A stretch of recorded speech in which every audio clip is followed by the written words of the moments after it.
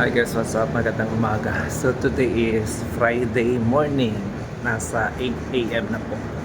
So medyo maagang nagising.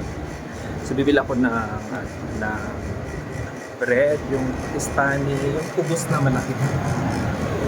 Pakistani bread ba yun? For breakfast today. So na-miss ko kasi kakarating lang ng bakasyon. So mga siguro tagal natin na kung di nakatikim, mga 3 months na. So dito lang yan sa amin, malapit. Parang squatter yung bahay ko. Ang daming sulok. Oh, may mga sulok-sulok dyan sa likod. Parang ano lang, no? Squatter. Charot.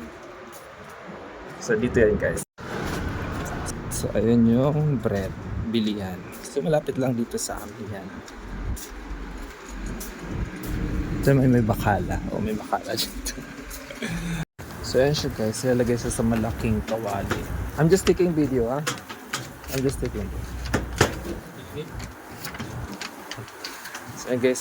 Ang laking tinapay yan. Parata po pala yan. Akala ko kubos.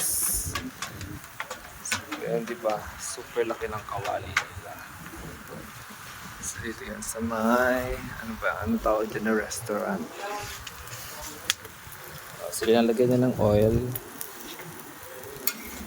Ayan. So, di ba ang bilis? Luto na agad.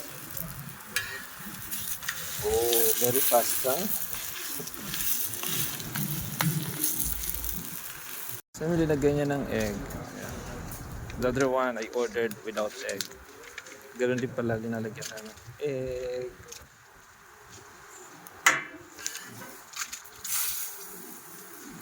So, ayan. Lagay sa may dakilang papel. So, papasok ko siya rin. So, ayan.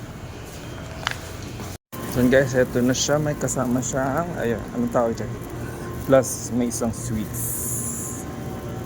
So, guys, bale, ito yung parata. So, ganun kalaki siya, guys. So, kailangan kainin agad siya habang mainit. Plus may kasama siyang, ewan ko kung anong tawag dito, mga beans puyatan. Syempre hindi mawawala ang coffee. So bali James Coffee pa yan. Galing Pilipinas. So yun guys, good morning and happy breakfast.